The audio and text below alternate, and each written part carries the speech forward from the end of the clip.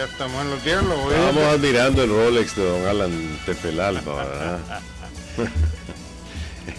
Hoy A es propósito de ese tema, bueno, 27 de septiembre, ¿verdad? así es, del año 2017. No, un paréntesis antes de entrar a los temas del día. La próxima semana La Calle trae un reportaje sobre el Monte de Piedad, que quedaba en la calle El Triunfo, ¿no? Casi frente al diario La Prensa. Sí, ahí vienen el que fue contador durante 21 años del Monte de Piedad, cuenta las historias cómo nació y las historias que él, un hombre de 84 años, aquellas historias que él recuerda con cariño o con risa. Así que los invitamos a comprar el semanario La Calle la próxima semana. Pero ¿cuántos roles quedarían en esa época, Alan, en el Monte de Piedad? Y la verdad nunca se supo después de toda aquella cantidad, porque la gente lo que empeñaba más eran las joyas y el radito. Ahora empeñas el celular. Ahora empeñas el celular y te dan 100 pesos, ¿verdad? Antes era una institución, Alan, que te permitía inclusive tener hasta como una cuenta de préstamo. Si vos llegabas y dabas tu radio y decía deme 50 pesos, pero el radio valía 100, entonces podías llegar y decir, mire, debo 50, pero mi radio vale 100, me presta otros 20 pesos, y te lo daban. Esas cosas ya no existen. Ahora lo que tenés son un montón de casas que están dándole nuca a la gente, comprándole oro, ¿verdad? Y haciendo esas cosas, pues, o sea, préstamos, ¿no? Anoche se le dio la bienvenida a la nueva agregada de prensa, Nicole Fineman. Fineman. Sí. O sea, fue interesante, Javier, ver tantos rostros de periodistas que de hace rato no mirábamos, arribitas, por ejemplo, a Joaquín Absalón Pastora, a Plinio, a Carlito Salgado. No, pero antes de llegar a Plinio, esos sí son viejos robles del periodismo, como vos, ¿no? Gracias, vos también. No te quedas atrás. No. Me llamó mucho la atención el discurso de la embajadora Dogu, que dice que me lució como un instructivo que le está dando a la agregada de prensa de la embajada, de las puertas de la embajada están abiertas para cualquier consulta que se vaya a hacer. O sea, yo estaba haciendo una valoración de los embajadores desde Turner B. Shelton a esta parte,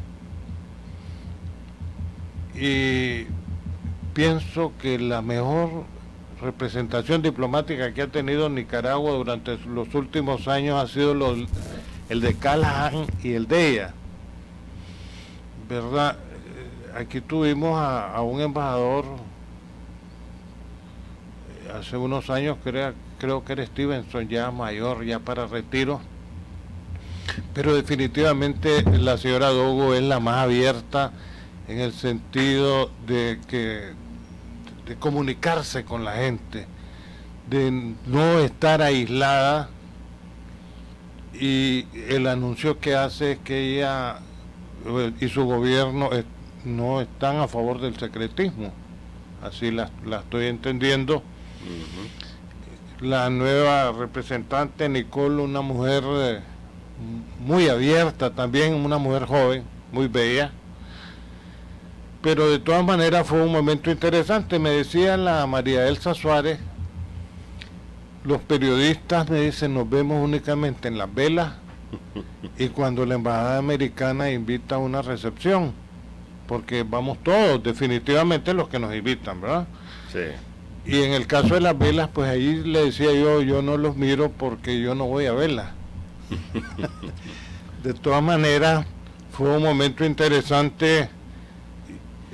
Probablemente se quiere rescatar lo que en una época existió, que era una buena comunicación entre la embajada de los Estados Unidos y los medios de comunicación. Eso se fue perdiendo y lo he sentido que con la señora Dogu se repite ahora. Bueno, aquí han venido estrellas de la diplomacia norteamericana, Alan, Y una de ellas, estoy recordando, una de las más recientes, ha sido la de Harry Schlaudemann. En 1990, cuando se produce el triunfo de Violeta Chamorro, las relaciones diplomáticas entre Estados Unidos y Nicaragua estaban prácticamente rotas a nivel de embajador. Entonces Estados Unidos manda a un veterano que ya estaba retirado, una estrella de la diplomacia, a Harry Schlaudemann, con la misión de reconstruir los lazos, reconstruir la embajada y por supuesto asegurarse de que el frente no volviese al poder. Dice en una entrevista que dio en esos días, Schlaudemann dice que él estaba jugando golf cuando recibió una... Schlaudemann es el que estuvo aquí en la radio, estuvo Callahan y de la señora Dogo. Dice que él estaba jugando golf cuando recibió una llamada del presidente de Estados Unidos, que en 1990 era, creo que era Bush padre. Eso tengo que verificarlo, pero él recibe la llamada y le dicen: necesito que vayas a hacer un trabajo. Se le dice de que estás en tu descanso, que ya estás retirado, que te mereces todo eso, pero necesitamos un último trabajo para el tío Sam. Y lo mandan. Y fue una de las personas que remodeló totalmente las antiguas relaciones que, si vos te recordás, en los años previos a la caída de Somoza, pues eran básicamente las de embajadores de Estados Unidos que venían aquí a pasarse un tiempo sabroso, a respaldar a Somoza, a hacerse de la vista gorda con todo lo demás, y finalmente hasta que se produce la caída. Schlaudemann deja otra cosa. Luego mandan algunos embajadores, digamos que dejaron un sello, como Maisto, por ejemplo, como Gutiérrez también, que menos sonado. Y luego vinieron dos embajadores de la confrontación. Cuando se produce ya la ruptura entre el Estados Unidos y Arnoldo Alemán y el gobierno de Alemán, cuando se produce la decisión norteamericana de que ni Alemán ni Ortega iban a ganar, debían volver al poder, pues tanto Callahan como Trivelli se convierten en embajadores de confrontación. Vinieron a chocar a la sociedad, a respaldar nuevos proyectos, uno de ellos el de Eduardo Montealegre, con el objetivo de ponerle un freno a estos dos líderes y que no volviesen al poder. El más violento de todos fue definitivamente Trivelli, ¿verdad?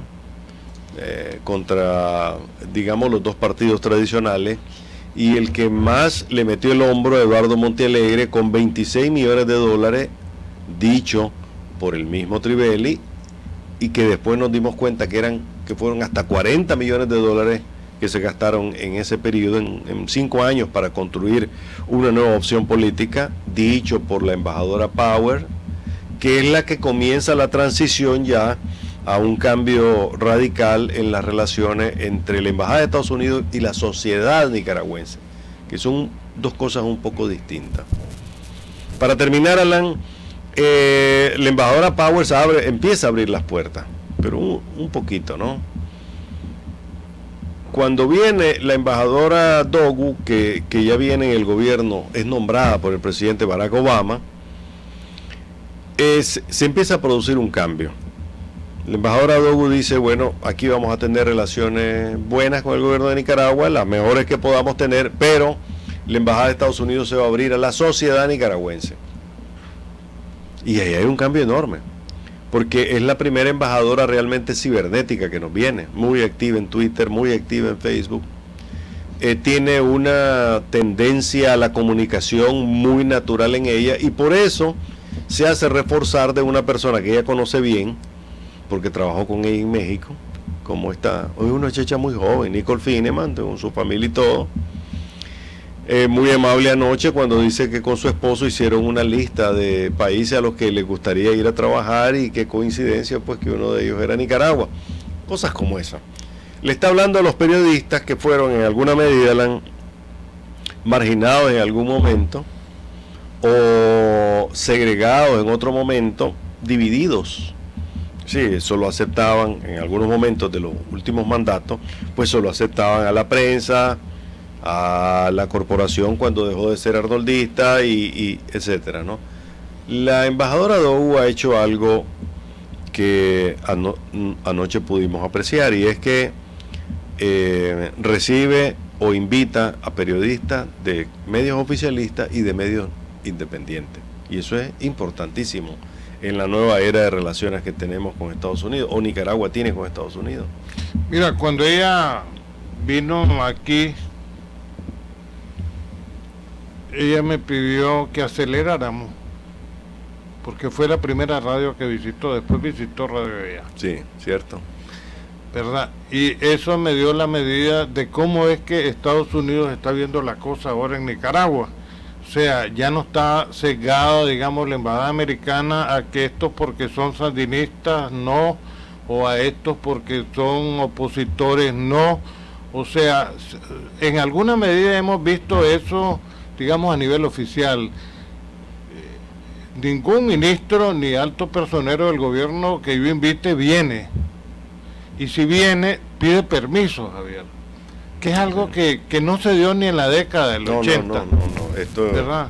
Increíble. Porque si yo le doy un cargo de ministro, yo presidente que fuese, o el líder de este país, a alguien, es porque confío en él. Sí. Así de sencillo. Y el día que yo no confíe, lo quito. Siempre que sea un cargo, digamos, del Ejecutivo, y aunque no fuera del Ejecutivo. Vos sabés cómo funcionan aquí las cosas. Entonces, es bueno, digamos, que la embajada cambie su óptica que ha tenido hacia los medios de comunicación. Ayer, por ejemplo, estaba el padre Carballo, que es el director de Radio Nicaragua. Bueno, no es padre, pues, pero es casi como un padre, porque es sacerdote, pues, porque sus hermanos sí. El único que escapó fue él. Carlito Salgado, que es para mí uno de los periodistas más brillantes en la línea oficial. Bien, andaba en muleta, así que le enviamos un saludo y esperamos que mejore, pues está afectado de salud. Estaba la gente de la Bolsa de Noticias, estaba Trinchera, representada por Francisco y su mamá, María Alicia. O sea, había una diversidad que es como debe de ser, ¿verdad? Es como yo lo entiendo. Eduardo Enrique, el editor de la prensa, Enrique, llegó. Era el gordito de la prensa. Noelia González de la prensa también. Estaba don Adolfo Pastrán. Y Arancibia. ¿Verdad? Joaquín Absalón Pastora, que sin lugar a dudas es la figura principal del periodismo radiofónico de este país. El padre. ¿O el hijo? No, yo me refiero al padre. Estoy hablando en serio. Al viejo Roble. Joaquín. Al viejo Roble. Estoy hablando de Joaquín, que es uno de los periodistas más destacados que conoce, que sobrevive hoy a la historia. Yo creo que es el más antiguo de todos ellos, porque Mayorga, que es el otro viejo, Mayorga empieza. Tú sabes que él es concejal del PLI actualmente en la alcaldía de Managua, ¿verdad? Y posiblemente pues se le acaba su concejalía en enero próximo. Sí, pero de todas maneras es una figura. Sí, por supuesto. Es una figura, digamos, yo la primera vez que lo vi fue en una fotografía después que la Nicolasa Sevilla lo garroteó. 50 y algo, ¿no? Sí, estaba yo muy pequeño y ahí la vi, ¿verdad? Que le inflamaron un ojo y estaba con la cabeza amarrada. Él y Julio César Sandoval, parece que les dieron en la cabeza. No, les dieron duro. Entonces, pero lo importante es, digamos, es la apertura. Por ejemplo, uno de los periodistas antiguos que vi estaba Francisco Rivas Quejano. Sí, toda una leyenda, Rivita. Y empezó a contar la historia de que tu mamá era la que le hacía el fresco a Pablo Antonio Cuadra, pero sí. ¿a quién les hacía el almuerzo? Ella tuvo en la entrada de la prensa una refresquería, y era buenísimo hacer fresco, ¿viste? Bueno, ¿para qué? Entonces, fue interesante, fue como un reencuentro de los que quedamos todavía.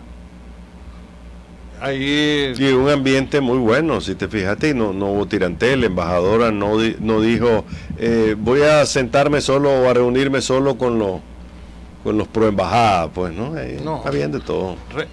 Pastora rememoró en una conversación ahí de salón cómo fue que Daniel Ortega era periodista del radioperiódico La Verdad, el presidente Ortega, luego Carlos Guadamú. Parece que se le ha olvidado, sí, que el radioperiodismo, él perteneció al radioperiodismo, porque le ha zafado el hombro. Y habló del radioperiodismo independiente, le zafó el hombro. Sí, pero Bayardo también, Javier. Sí, y Bayardo se ha desprendido. Bayardo cree que es economista ahora y cree que sabe de finanzas. Ha aprendido mucho, sí. Sí, uno aprende, ¿verdad? Pero Bayardo es bueno como periodista y no debe de olvidarlo de que fue catedrático de la Escuela de Periodismo. ¿Verdad? Es que es un error que ha cometido. O sea, como que yo me olvide que soy maestro de educación, graduado en 1968. Que por cierto les voy a contar una anécdota. Para ese año que yo me gradué, me matriculo en la universidad y fue Javier. Y se fue con mi mamá porque yo no quería que me pelonearan. Y entonces Javier llegó de vuelta a Alicia llorando.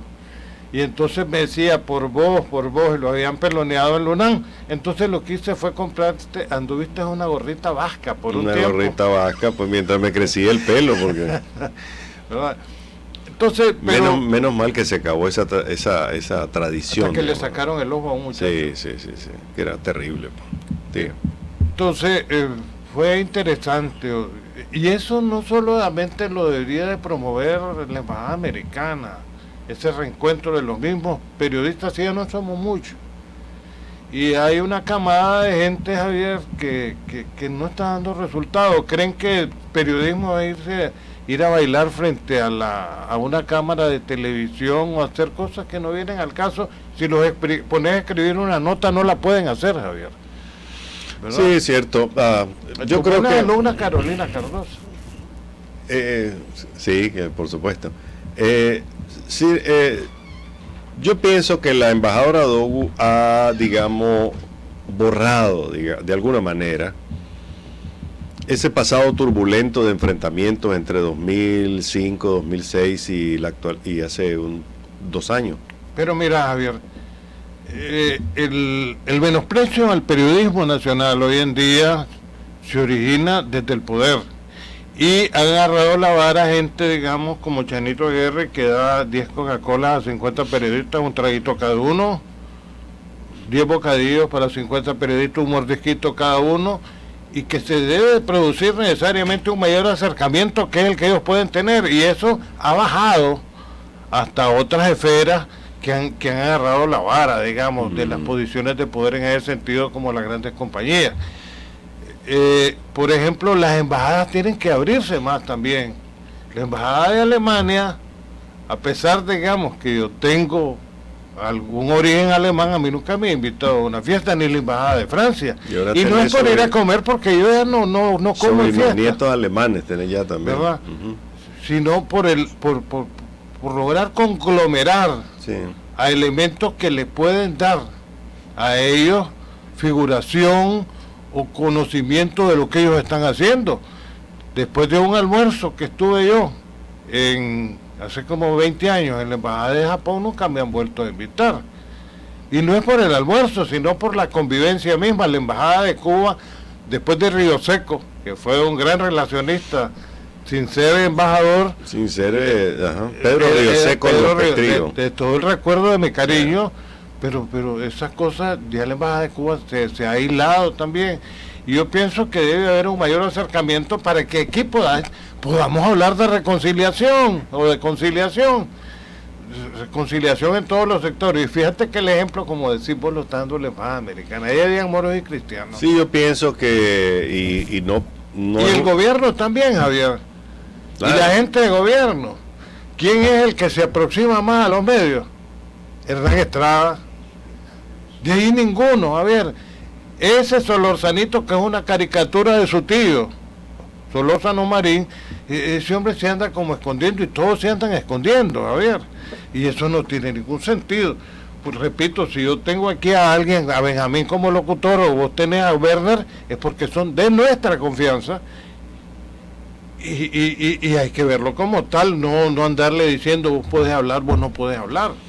Yo creo que, como decíamos al principio del análisis, Alan, ha habido un cambio notable en el estilo y las orientaciones de los embajadores de los últimos, digamos, 2 o 3, ¿verdad? La actitud de Callahan Trivelli con la de la embajadora Power fue muy distinta, y con la embajadora Dogu, que está debutando, también es muy distinto. A ver, el periodo de los embajadores de Estados Unidos es de unos 3 años, ¿verdad? Difícilmente les dan más. La embajadora la embajadora Dogu fue nombrada por Obama. Mañana cumple 2 años en el cargo. O sea que le quedaría aproximadamente 1 año más al frente de la misión. No es una ley que tiene que irse a los 3 años, pero normalmente pasan 3 años. Callahan estuvo 4 aquí. Exactamente, ¿verdad? Entonces, ponele, dentro de 1 año comienza el debate. El próximo 28 de septiembre, que cuando cumple ya sus 3 años, la gran interrogante que nos vamos a hacer es, ¿la dejan? ¿No la dejan? ¿Qué tan deteriorado va a estar dentro de 1 año la relación entre los Estados Unidos y Nicaragua? Trump estará más interesado en lo que pasa en Nicaragua. Querrá tener un embajador en Nicaragua. Que esta no es una embajada que andan peleando en Washington los políticos de aquel país. Allá van a pelear Japón, van a pelear París, Londres, van a pelear Londres, porque Berlín, esas son embajadas, ¿verdad? Pero no Nicaragua. En realidad, pues a los que mandan aquí son a profesionales, y muchos de ellos jóvenes, porque tanto Trivelli, Callahan, Power como Dogu, Alan, vinieron a debutar en Nicaragua. Aquí vinieron a debutar como embajadores, y algunos de ellos vinieron a cumplir el requisito de ser embajador para retirarse, y retirarse como Garza, por ejemplo, que vino a complicar las cosas. Es uno de los responsables de la crisis política que vive todavía este país. Vinieron a debutar en Nicaragua y cometieron cualquier cantidad de errores en nuestro país. Pero bueno, yo creo que a Daniel Ortega le ha salido bien la jugada con la embajadora Dogu, en el sentido de que la política de Obama ha sido: dejen lo que diga, lo que quiera. Cuando toque nuestros intereses, ahí sí los quiero ver brincar. Y efectivamente, hace 1 año estábamos en la gran discusión, la gran crisis, cuando el presidente Ortega, ¿te acordás que sacó de aquí a unos funcionarios norteamericanos que venían a certificar puertos y cosas por el estilo? Ese ha sido el último capítulo tenso, pero de ahí para allá Ortega pues se ha moderado un poco, no ha habido más tensiones con la embajada, y me parece que eso también es un acto que Ortega, una decisión que Ortega ha tomado, porque sabe que la situación está muy complicada en Washington, que su posición de cerrar filas con Nicolás Maduro le está costando mucho, y puede ser que termine siendo mucho más costoso para el pueblo de Nicaragua si aprueba Nicaragua. Así es. Ojalá que no lo aprueben, ¿verdad? Porque los perjudicados somos nosotros. Al final, sí. El gran capital no se perjudica, ni se perjudican los que han hecho reales en estos años. Es casualmente el pueblo de Nicaragua. El tiempo se nos fue, Javier. Si tenés algún tema que se nos haya quedado. Bueno, no, básicamente creo que merecía un análisis este asunto de esos movimientos en la embajada de Estados Unidos, porque querramos o no, Alan, esta es la embajada más influyente en la vida del país. Ese es el verdadero embajador de algún país que pueda ser influyente en Nicaragua. Hay muchos más que de alguna manera influyen. El español es influyente. Hace 2 embajadores. Mexicano. El mexicano es muy influyente. Francia de alguna manera, Alemania, vos los mencionaste, pero realmente necesitan cambiar de actitud. Siguen siendo embajadas muy tradicionalistas, excepto la mexicana, creo yo, excepto la española. Que la mexicana no es tan abierta como antes. Exactamente. Entonces, digamos, muchas de estas embajadas han sido ya rebasadas por el activismo de la embajadora Dogu. Ella anda con su celular, toma una foto, la publica de inmediato. Es muy activa en las redes sociales, y lo dijo desde un principio, ¿verdad? Ahora, no necesariamente todos los embajadores tienen que ser grandes comunicadores, pero sí cambiar de un poco de actitud frente a, digamos, la sociedad nicaragüense, no tanto el gobierno, la sociedad nicaragüense. Estamos viviendo una sociedad muy comunicativa y el celular lo ha logrado, Javier. Todo el mundo anda chateando. Chateando, subiendo todo el mundo fotos. está hablando por teléfono, entonces tanto a nivel de gobierno como a nivel de representaciones diplomáticas hay que dar un cambio también. Pero yo insisto, Alan, y me voy a tomar un minuto más porque los tiempos están completos. No todo lo que se publica en las redes sociales es verdad. Así es. También nos pasa a los medios de información. A veces publicamos cosas imprecisas. Pero ayer ocurrió un caso del que todo el mundo está hablando, porque es la demostración de que las redes sociales a veces mienten. Una profesora de la UDM, de la Universidad de Managua, le planteó un reto a sus estudiantes, le dijo: quiero que cada uno de ustedes fabriquen una noticia viral, que se vuelva viral. Entonces una muchacha decidió fabricar su asesinato y publicó en Facebook, apoyada por un grupo de amigos, que le habían matado en Bello Horizonte ayer, a una cuadra de su casa, y para robarle su celular. La noticia estalla, algunas radios se fueron de boca, la noticia fue viral, efectivamente, pero fue una mentira. La muchacha, 1 hora después, 2 horas después, tuvo que salir a decir: miren, estoy bien, no me ha pasado nada, esto era otra cosa. Las emisoras que convirtieron este tema en un escándalo tuvieron que decir: no fuimos engañados. De tal manera, Alan, que el uso de las redes sociales debe ser más cuidadoso, pero también decirle a la gente que hay que confiar más en los medios de comunicación tradicionales. En las redes circula mucha mentira también. Bueno, creo que vos la vez pasada estabas hablando de los periodistas vendemos anuncios, ¿verdad? Y alguien vino y el mismo cuento de siempre, que es el que tiran los políticos o los sinvergüenzas como los que deben aquí publicidad y no vienen a pagar de los políticos. Se fue alguien a vender un anuncio. Es que tu radio no se oye, esa es la cantinela. Sí. Se fue a tu radio y dijo en su radio que se había muerto fulano. Sí. Entonces el fulano se asusta porque como dice Alan David, las malas noticias llegan rápido. Rapidísimo. Entonces le dice: no es que la radio no se oye. Es. Ahora creen que si uno por Facebook se anuncia, pues ya está resuelto el tema, ¿no? Pero no es tan así. Javier, se quieren embolsar los reales que les dio Daniel y que les dio el Consejo Supremo Electoral. La misma vieja historia de siempre. La misma vieja historia, ¿verdad? Hasta mañana.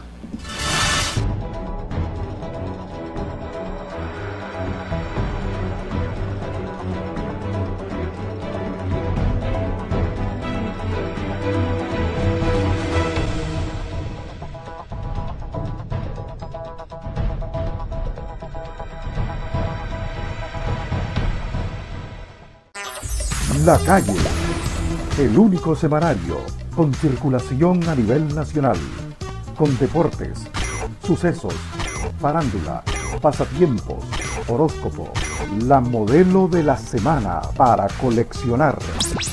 Todo lo que acontece en el país y en tu barrio. Pedida por 5 pesitos. La Calle.